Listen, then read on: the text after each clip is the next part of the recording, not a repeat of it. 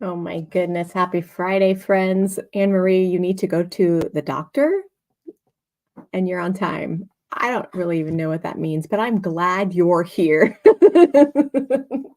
You're my favorite. And I just got done reading your post about the fact that you can't put lashes on, but you can make gravy. And it made me laugh. That's hilarious. I've never even tried to put lashes on, and I can also make gravy, so we have something in common. Hello, Vince and Lisa. Lisa, back on again from Connecticut. I liked it better when it said Kansas, but whatever. I won't disagree with God. Um, guys, I'm just going to pull a fast one on you. I know what the description said I was going to do today, but I will get to that, but we need to shift. We need to go a different direction. It's important. We need to just go a different direction. When God pulls a fast one on you, how easy is it for you to shift? I'm curious. Are you like, "No, I already have a plan and I'm sticking to it. I'll get to that later, God." I think that sometimes we perceive like God's suggestions as it can just be on the list of things to do. But I have learned that it is better to obey than to sacrifice. So we are making the shift because I really feel like this is what is on um, God's heart for us this morning, and I hope that it blesses you. I think that if I had to title this, and I love to name things. Do you love to shift happens? That's hilarious. Do you love to name things? I think that it would just be a question: where do you run when the pressure is on? Um, I kind of want to paint a picture for us because I think that this is our reality is that we can be holding in one hand blessings. We can be holding really great news in one hand and then be experiencing something that is lesser or tragic or painful or piercing or depressing or the list goes on. In the other hand, what do you do in those moments? Do you side with the really great news and the great thing that's going on in your life? Do you put that aside and become enveloped in this other thing that's going on? Where do you run when the pressure is on? We have to know the answer to this because if we don't have a predetermined plan, it will become our demise because we will either try to cover up the stuff that's going on in our life and just be all about the really good news, or we can be like, I see that really good news, I see it, that's a blessing, thank you Jesus, and still address the stuff that's going on in our lives. And God was really talking to me about the life of Hannah and how this is what was going on in her life. And it's a fascinating story. Let's just read it. We are in First Samuel 1. Such a good story. There was a man from some town in the hill country of Ephraim. Now I'm going to start reading my Bible to you. Go read it for yourself. His name was Elkanah, or however you want to say that, son of I'm not even going to say those words. He had two wives. The first named Hannah, and the second Penina. What a name, Penina. Say that, Penina. I don't know. I probably am adding a little bit of like a Southern Belle accent to that. Penina had children, but Hannah was childless. And one thing that we really have to know historically here is that for a woman of this time to not have children really meant she had no purpose. Like that was the one thing, that they would have children, that they would be known as mothers. And so this is such a huge mark against her in her own mind. I'm not saying that anybody else put that on her, but in her own mind, it was such a dark space for her to live in, the fact that she was childless. This man would go up from his town every year to worship and to sacrifice to the Lord of armies at Shiloh. I love the different ways that people title God. We really need to pay attention to that because it shows us the way that they perceived God, the way that they viewed him. And so to Elkanah, he is the Lord of armies. I love that. At Shiloh, where Eli's two sons, Hophni and Phinehas, were the Lord's priests. Whenever Elkanah offered a sacrifice, he always gave portions of the meat to his wife Peninnah and to each of her sons and daughters. But he gave a double portion to Hannah, for he loved her even though the Lord had kept her from conceiving. Her rival would taunt her severely just to provoke her because the Lord had kept Hannah from conceiving. And so you can see here the blessing, right? So every year, Hannah is offered a double portion of what Peninnah, the one with the children, is given. So there is massive blessing in this woman's life. She's the favored one, right? Yet she still has this thing going on over here. And Peninnah's not very nice. Can we just know that? Peninnah. Year after year, she went up to the Lord's house. Her rival taunted her in this way. Hannah would weep and would not eat. Hannah, why are you crying? Her husband Elkanah would ask. Why won't you eat? Why are you so troubled? Am I not better to you than 10 sons? That right there, what a question.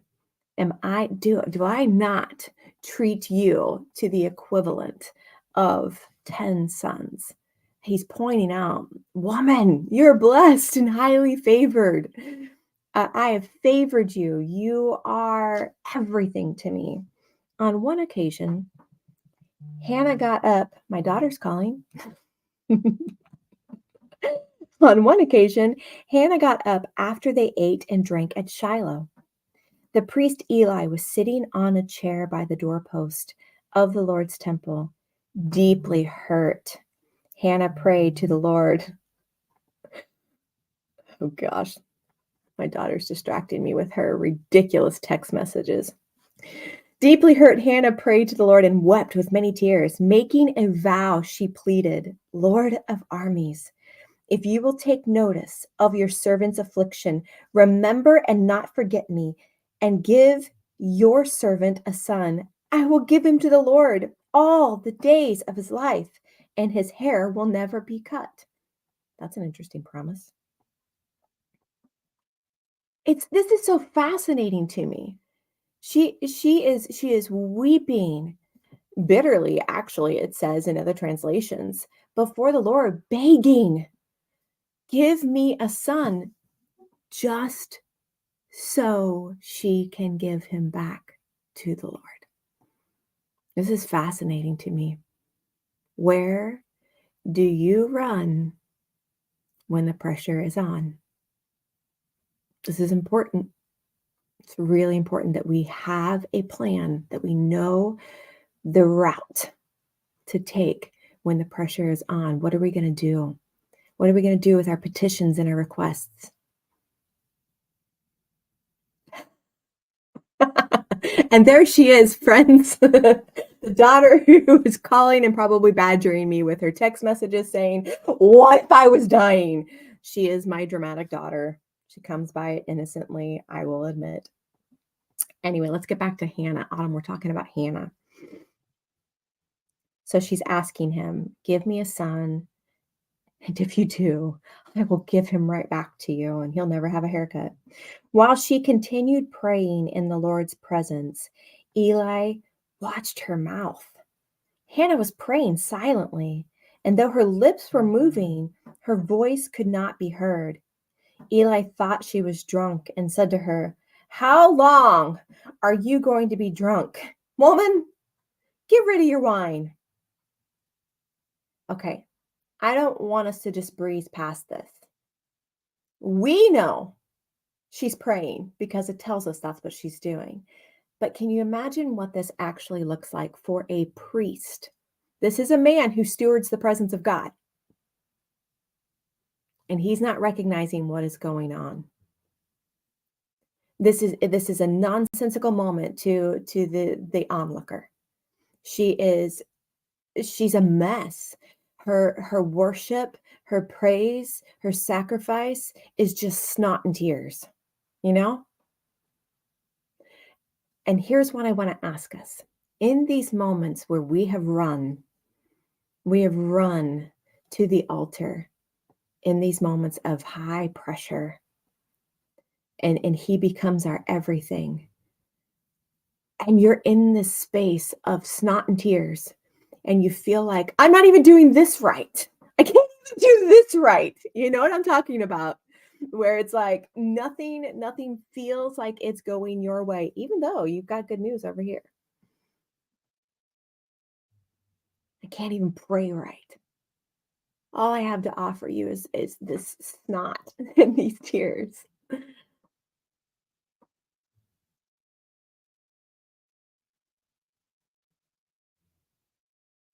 Are you judging what you're offering the Lord? Autumn, you are being so distracting. All I saw was burrito.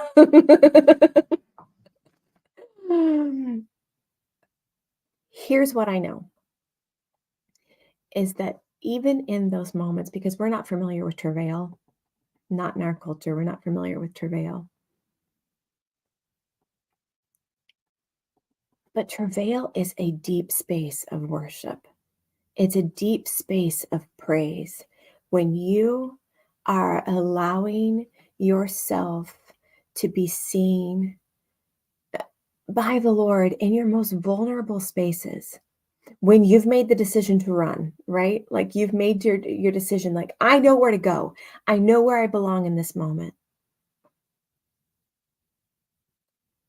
He will meet you there. You might not feel him because your emotions are so strong, but don't discount the snot and the tears, the groaning, the inability to form words. These are the moments when we just need to allow ourselves to get in the flow of the intercession that is flowing from Emmanuel's veins.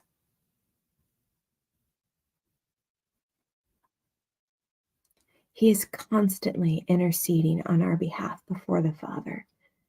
When we don't have the words to say, when we don't have the song to sing, and tears and snot are all we have, just get in his flow. A fascinating thing will happen if you allow yourself to stay there long enough. And I know it's uncomfortable. This was uncomfortable for her to have to go there. And how much more uncomfortable when she's approached by the priest and he's accusing her of being drunk. How long, woman, are you going to give yourself to drink?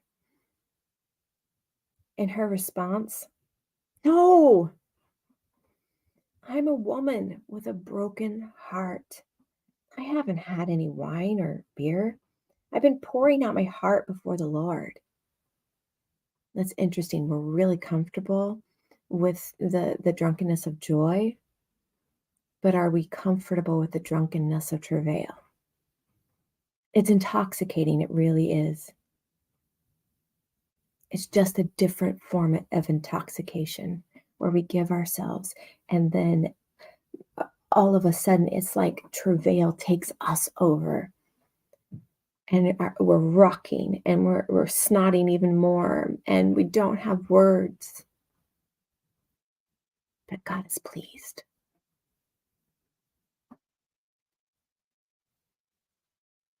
I've been pouring out my heart before the Lord.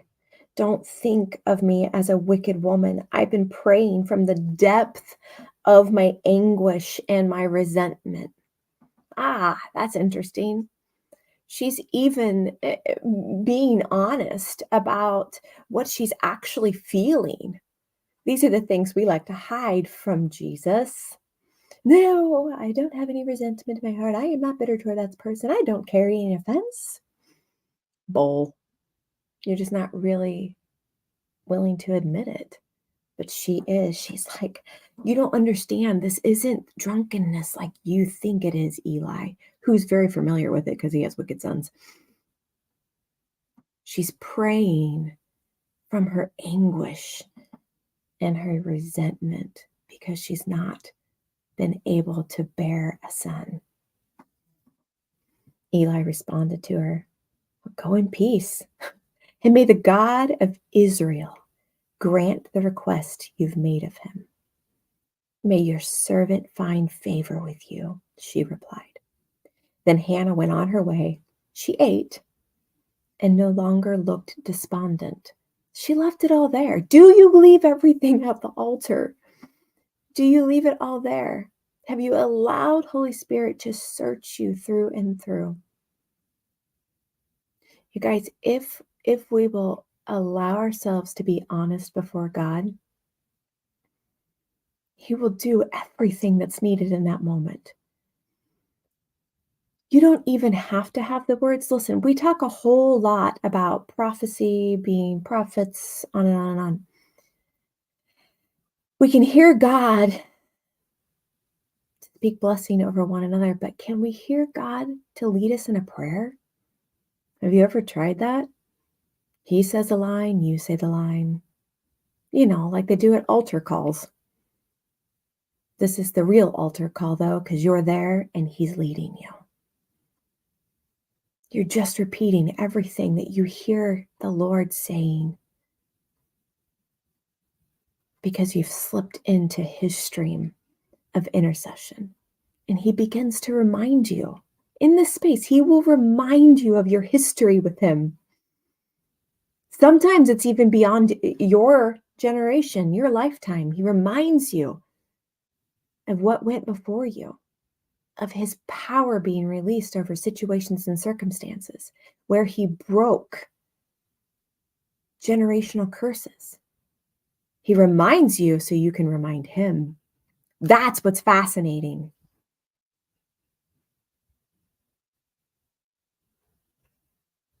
He will bring to remembrance what he has already accomplished just so you have something to utter. My goodness. Even in sacrifice, even at the altar, he's leading us. The one thing that is ours is the willingness to run there. Okay, let's keep reading. Verse 19. The next morning, Elkanah and Hannah got up early to worship before the Lord.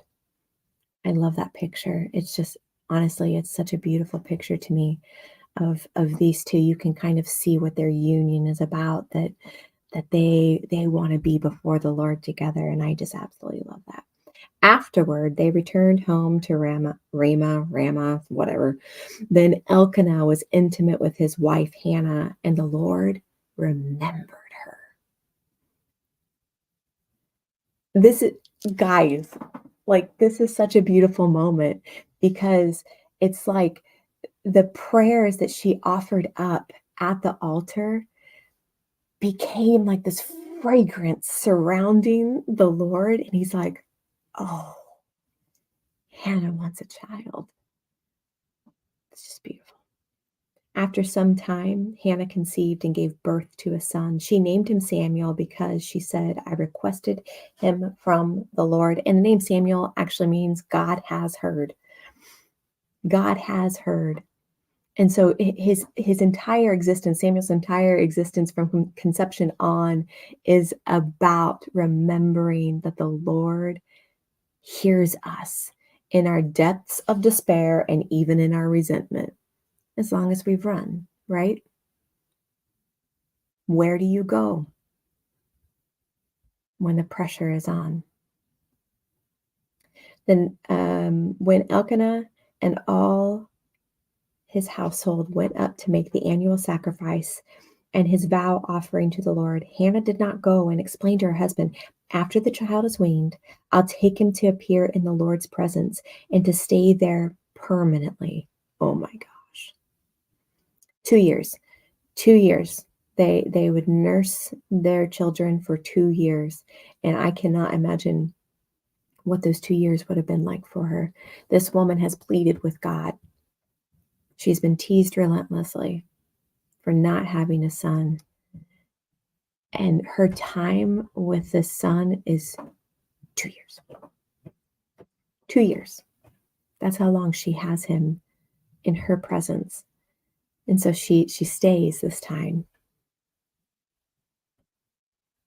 Her husband Elkanah replied, "Do what you think is best and stay here until you've weaned him. May the Lord confirm your word." So Hannah stayed there and nursed her son until she weaned him. I don't know. If you like reading the story a little bit, you kind of feel like Elkanah's like, "Woman, you better follow through." Like, we're not messing around here. Like, you have made a vow before the Lord himself that you're going to give this child to the Lord. And I don't even know if they really fully understood what that would look like. That's huge. I know we like to make a big deal about Abraham and Isaac, but this is just as phenomenal. A woman who's wanting is fulfilled, and then she within 2 years gives this child up. When she weaned him, she took him with her to Shiloh, as well as a 3-year-old bull, half a bushel of flour, and a clay jar of wine. Though the boy was still young, she took him to the Lord's house at Shiloh. Then they slaughtered the bull and brought the boy to Eli. "Please, my lord," she said, "as surely as you live, my lord, I am the woman who stood here beside you praying to the Lord. I prayed for this boy, and since the Lord gave me what I asked for, I now give the boy to the Lord. For as long as he lives, he is given to the Lord." Then he worshiped the Lord there. I bet he did. I bet he did. I can't add. What a scene. Eli has got to be like, I've never seen anything like this. This is wild. Chapter 2. Hannah prayed, "My heart rejoices in the Lord. My horn is lifted up by the Lord." When they talk about a horn, they're talking about the fullness. They are full. My horn is lifted up before the Lord. She is counting herself in this moment of sacrifice. She is counting herself as full before the Lord. She has plenty, all that she needs. "My mouth boasts over my enemies because I rejoice in your salvation. There is no one holy like the Lord. There's no one besides you, and there is no rock like our God." Do not boast so proudly or let arrogant words come out of your mouth. For the Lord is a God of knowledge, and actions are weighed by him. She knows what she's doing. She knows. Do not let arrogant words come out of your mouth, for the Lord is a God of knowledge, and actions are weighed by him. She's like, don't go spouting frivolous things. If you aren't capable of following through on what you say you're going to do, just be quiet. "The bows of the warriors are broken, but the feeble, they are clothed with strength. Those who are full hire themselves out for food, but those who are starving hunger no more. The woman who is childless gives birth to 7, but the woman with many sons pines away." She's carrying deep revelation. "The Lord brings death and he gives life. He sends some down to Sheol and he raises others up. The Lord brings poverty and he gives wealth. He humbles and he exalts. He raises the poor from the dust and lifts the needy from the trash heap. He seats them with noblemen and gives them a throne of honor. For the foundations of the earth are the Lord's. He has set the world on them. He guards the steps of the faithful ones, but the wicked perish in darkness. For a person does not prevail by his own strength." That's really important. So in those moments where you're being hit, where you're being pressurized, don't think that it's in your strength that you can handle it, because you can't. You can pretend, and that's as good as it gets.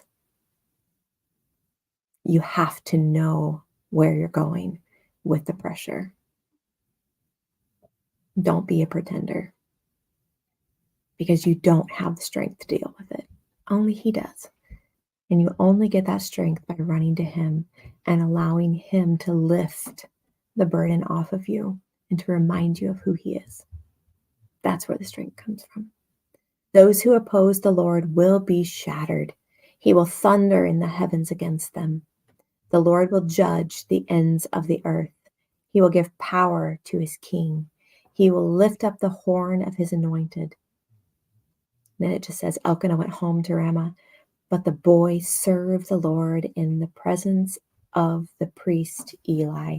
And we know the end of the story of how it is that Samuel is used by God.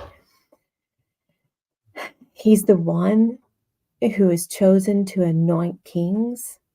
He has a phenomenal role in the early days of kingdoms as we know them, and God uses him in fascinating ways. Actually, you remember when Saul doesn't follow through on God's orders and gets himself in a whole lot of trouble, and honestly is denounced as king. It's Samuel who goes and finishes the job. You know, he's used to anoint kings and kill kings, and so his role becomes very prominent, all because a woman was willing to go and throw herself on the altar and travail before the Lord. What would happen if you knew the way to the altar when the pressure was on? What seed would the Lord plant and grow in your life because of your obedience to be a living sacrifice? It is the call. There's no way around it. We've made a mockery of worship. But what worship really looks like is being honest before God, pouring ourselves out before Him. We are the drink offering. And He's not afraid of the bitters, you know? He doesn't shy away from that. He enters into that space. It's where He does His best work. Even in her prayer, you see she's revealing the heart of God. It's the proud He turns away from, but those who have nothing, He comes and lifts up.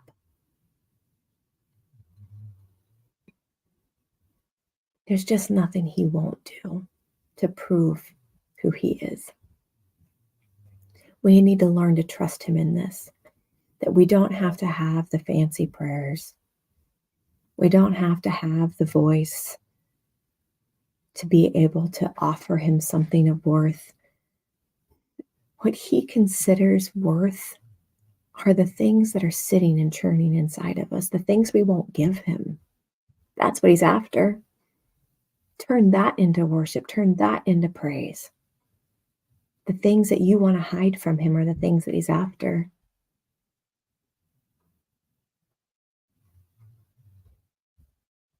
Do you know the way to the altar? Are you going to drop everything in a moment's notice to run?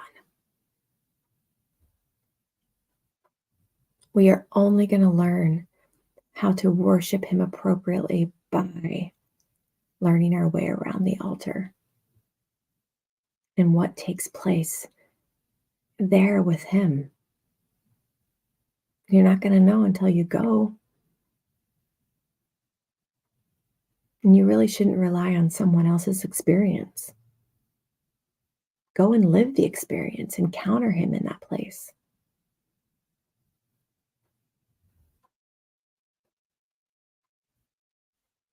Let Him touch your pain. I think the reason why we experience the round and round and round and round is because we're not honest before Him. We're playing games. We're not nearly as brave as Hannah. We're so afraid of the moment that she had where, Eli's accusing her of being drunk. This woman didn't care what it looked like. She wanted the Lord to know what was on her heart. She didn't care. We care too much. We care what it looks like because we've been fascinated with the show of church. It's not a show. It's a lifestyle. I grew up Catholic, and growing up Catholic, it's a whole experience. But there were altar boys, and this was kind of a high honor to be an altar boy. And God keeps pointing me back to that, and just wanting to talk about the altar boys. And I was always fascinated by that role that they got to play. They weren't altar girls, by the way. They were only altar boys.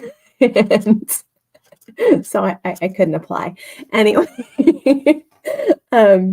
I feel like there's such an invitation for us to learn that role, not necessarily in that vein, but I know why he's pointing to it is because he's like, who will steward my altar well?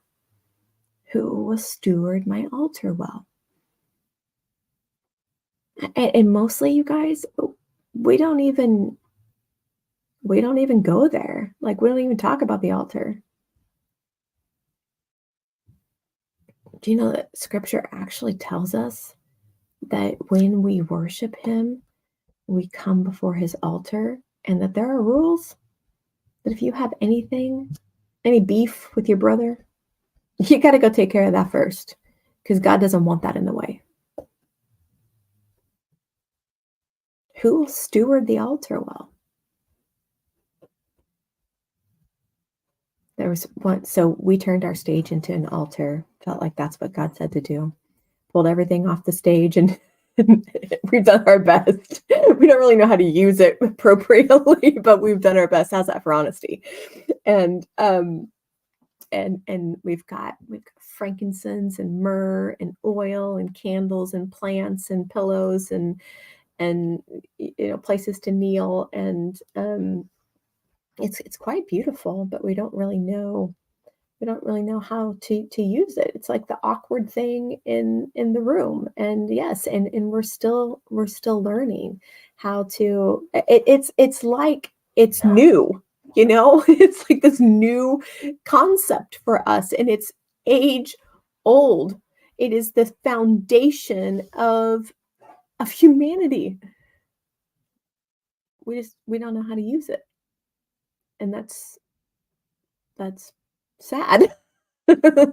Really, it is. It's tragic that we've lost the essence of the altar, because it's honestly one of the most beautiful places that we can run to. It's where you meet with the Lamb, the one who knows what sacrifice looks like, the one who knows what pain looks like, feels like. He still holds the scars in his body. I mean, that, wow. We need to know our way around the altar, you guys. There is a facet of God that is revealed in that place alone. You're not going to get it anywhere else. It is in that place alone. And I'm wondering, why are we not rushing the altar? Why are we not rushing it? Because there is a depth of intimacy at that place that you're just not going to get anywhere else. When he says, come buy without money, that's at the altar. That's where it's at. That's the place. And don't worry about what it looks like. Pour yourself out. Pour yourself out with all the snot, with all the tears. Just pour yourself out. That's all he's asking for. That we pour ourselves. That's not about the music. It's not about the instruments, the good voices. It's about pouring yourself out. Father, right now, I just thank you for this invitation to steward the altar well. Steward your altar well, God. That we would be as audacious as Hannah. That we would come running into this space. We don't care what it looks like, snot rocking, tears, running makeup. We don't care. We want you. We want you, Jesus. We're after your heart. We're after your heart. Teach us to enter into the flow of your intercession, because God, we don't know how to pray.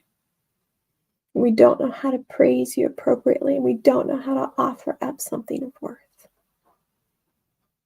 Reveal your worth, Lamb of God.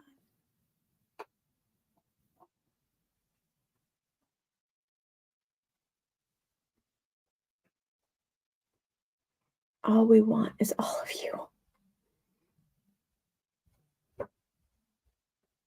Train us to run to the altar, God. Train us to lay our lives down again and again and again and again. In the good times and the bad, God.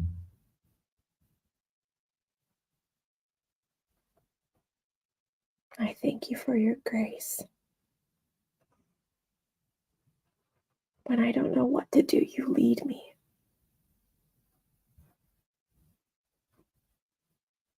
When I don't know how to sacrifice, you lead me.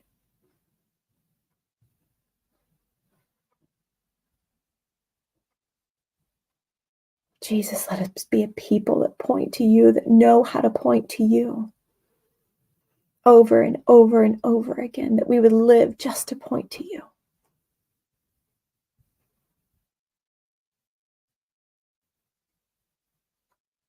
That we would truly lift you high.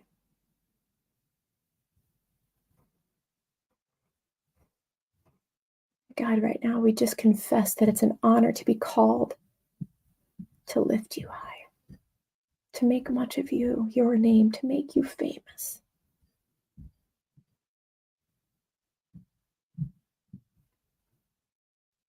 I love being yours. Amen. I bless your week, your weekend. Hope you have fantastic plans. And I hope that includes running to the altar. Love you guys.